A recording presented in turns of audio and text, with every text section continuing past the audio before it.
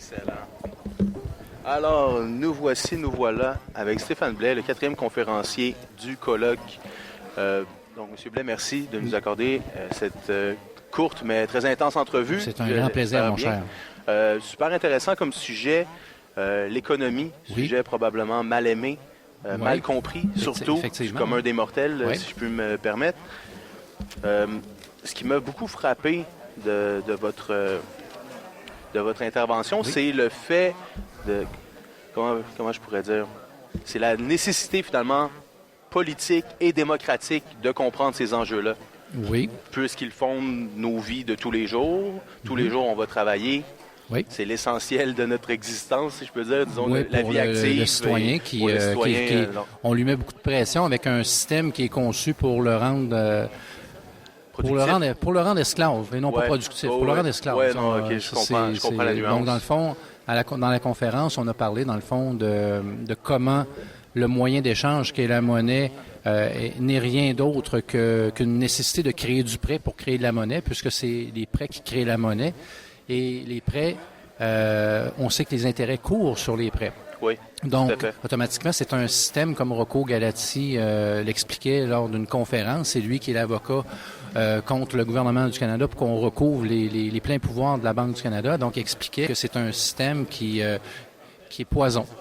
C'est normal, puisque si tu donnes le droit de créer de la monnaie à des banques via la création de prêts qui portent intérêt, il y a un vice ici. Là. Il faut que la monnaie soit créée à 100% par une banque centrale publique ou que ce soit carrément une monnaie citoyenne qui n'a aucun lien avec le système bancaire.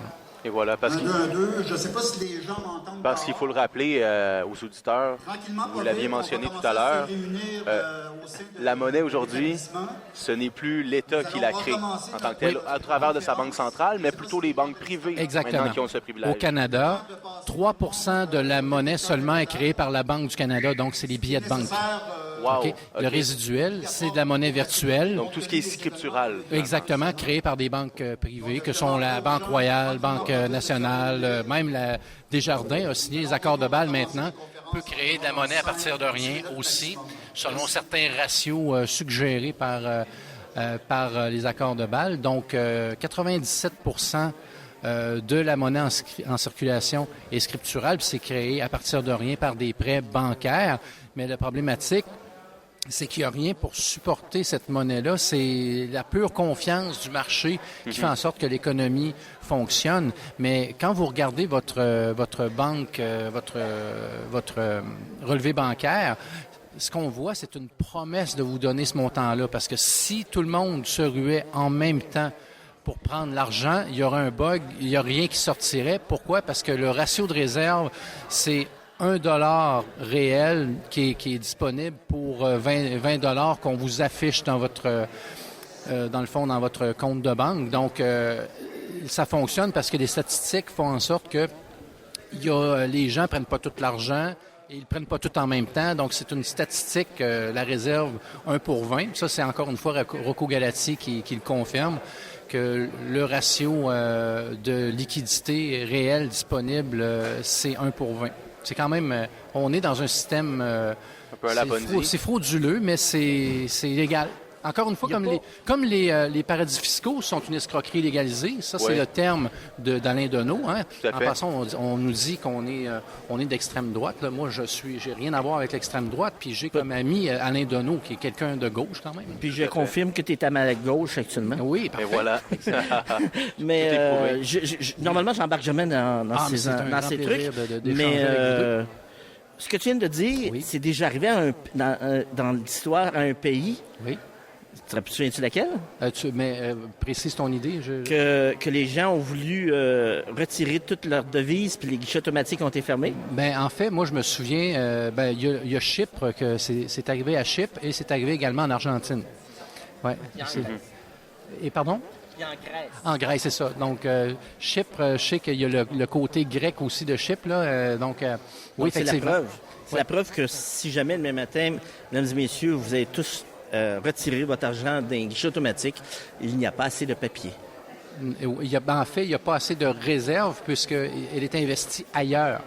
Donc, c'est de la pure spéculation. On sait que les banques prennent ces actifs-là et ils vont investir dans d'autres titres, des titres à long terme. Donc, c'est un juste équilibre savant pour ces banquiers-là de savoir qu'est-ce qu'on doit conserver en fonction aussi des règles de Bâle. Ça, c'est la Banque des règlements internationaux qui stipule les règles du jeu, qui est la Banque centrale des banques centrales. Donc, eux autres, ils édictent les règles du jeu, ils les communiquent à chacune des banques centrales de tous ces pays-là.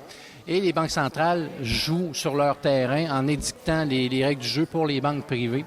Donc, c'est tout synchronisé et bien organisé et on fait partie des accords de Bâle depuis 1974. J'en ai parlé avec la Banque du Canada qui ne joue plus son rôle et l'explosion de la dette, on en a parlé. On est passé en moyenne de 30 milliards de dollars en l'espace en moyenne de 38 à 74 à 600 milliards en dedans de 10 ans avec la signature des accords de Bâle. De façon, en plus ça, puis c'est certainement virtuel en plus.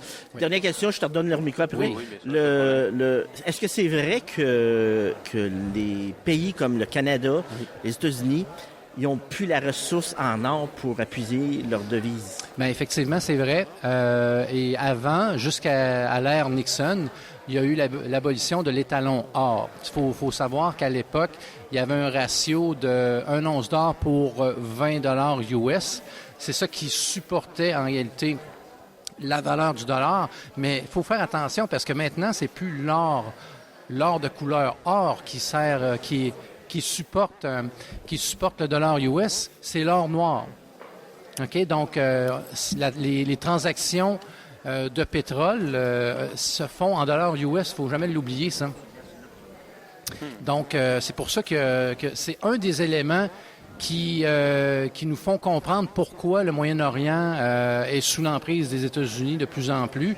Ils ont le pétrole et quand les États-Unis mettre la mainmise sur le pétrole, ce n'est pas le gouvernement américain qui devient propriétaire, c'est bien sûr indirectement les exploitants des compagnies privées, des multinationales privées qui mettent la main là-dessus, sauf que les transactions doivent se faire en dollars US. Alors ceux qui ne respectent pas cette règle du jeu-là, comme les Kadhafi de ce monde, ou comme les... comment il s'appelle notre ami qui est décédé au Venezuela?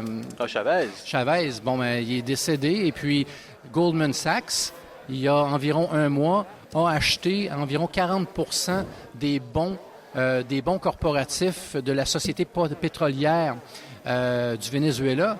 Et c'est pas pour rien, ils ont une visée sur le pétrole vénézuélien. Donc, c'est la raison pour laquelle ils discréditent le régime. Mais dites-vous quelque chose, c'est que ce régime-là est étouffé également par l'ingérence des États-Unis. Là. Donc, l'or noir supporte le dollar US et ça ne peut plus durer. Vous savez que Obama a doublé la dette en l'espace de 8 ans. Hein? On est passé de 10 trillions à 20 trillions en l'espace de 8 ans. Et ça, les journaux effleurent le sujet. C'est un grand président. Il a quand même doublé la dette. Une dette qui a pris quand même 136 ans à se cumuler. Il l'a doublé en l'espace de 8 ans. C'est exponentiel. Ben, c'est plus qu'exponentiel. C'est frauduleux, à mon avis. Incroyable. Votre question, Claire? Céline pour les intimes. Céline, je suis désolé. Justement, ça tombe bien parce que je lisais ce matin à propos des BRICS. Oui, le BRICS. Oui. Oui, donc c'est le Brésil, la Russie, l'Inde, la Chine et l'Afrique du Sud qui sont en train de créer un fonds monétaire alternatif qui va faire en sorte que si le système occidental s'écroule, il va y avoir une alternative mondiale. Et une des raisons pour laquelle le BRICS a été créé, c'est justement parce que le prorata des pays émergents n'est pas respecté. C'est toujours le poids à l'Europe et aux États-Unis qui prédomine là-bas, alors qu'on doit avoir un poids en fonction de l'économie. L'économie émergente chinoise, ça a eu un impact. Même chose en Inde, c'est une économie émergente. Et le FMI, bien sûr, qui est une institution de Bretton Woods, respecte pas cette prépondérance qui est la croissance économique de ces pays émergents-là. Donc, effectivement, la Russie, l'Inde et la Chine se sont alliés et c'est une menace pour le système Bretton Woods, oui. Ma question était autour du fait que tous les pays impliqués ont exprimé l'intention de transiger dans leur monnaie. Absolument. Ce qui est révolutionnaire dans les circonstances. Ah, voilà. Ben, en fait, c'est un affront à l'impérialisme américain. Voilà. Hein, parce que les États-Unis ont toujours été impérialistes. On pense qu'avant 1945, qu'ils n'intervenaient pas. On a toujours dit qu'ils étaient isolationnistes. C'est complètement faux. Premièrement, depuis leur création, ils ont été 90% du temps en guerre, OK? Et ça a été les guerres sur le territoire américain contre les Autochtones, si on veut. Et puis après ça, il y a eu les guerres contre l'Espagne, il y a eu les prises de possession des Philippines, les Caraïbes, Cuba et compagnie. Et dans le fond, on se servait des fonds publics et de l'armée américaine pour assouvir les intérêts des corporations. Donc, excusez-moi, je m'emporte sur différents sujets. Non, vous avez raison. C'est tout lié. C'est tout lié, tout ça. De toute façon, ça prendrait tellement...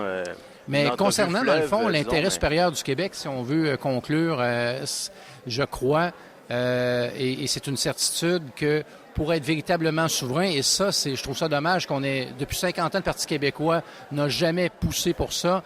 Ça prend une banque centrale québécoise. Il faut avoir le contrôle de notre monnaie, de nos taux d'intérêt, taux directeurs. Il faut avoir notre propre monnaie. Une monnaie, lorsque les temps sont difficiles, elle dévalue. Donc, quand elle dévalue, ça stimule les exportations, ça stimule le tourisme. L'exemple islandais est un excellent exemple. C'est une petite île de 300 000 personnes qui a sorti très rapidement de la crise financière, mais c'est également un beau modèle pour les Québécois de responsabilité citoyenne, puisque les gens sont sortis dans la rue, ils ont dit, il n'est pas question que les politiciens couchent avec les banquiers et qu'on subventionne, dans le fond, cette folie spéculative qu'ont eu les banques. Donc, c'est un beau modèle à suivre. Donc, démocratie directe pour le Québec. Outil de démocratie directe, à mon avis, c'est fondamental. Et d'avoir sa propre monnaie puis sa propre banque, c'est important. Tout à fait. Non, vous l'avez parfaitement démontré de toute façon. Je vous rétorquerai, comment ça se fait que Jacques Parizeau n'y a pas pensé, pas pensé. Comment ça se fait que c'était pas sur la table? Parce qu'il a clairement dit que c'était mieux d'avoir le dollar canadien pour... Non.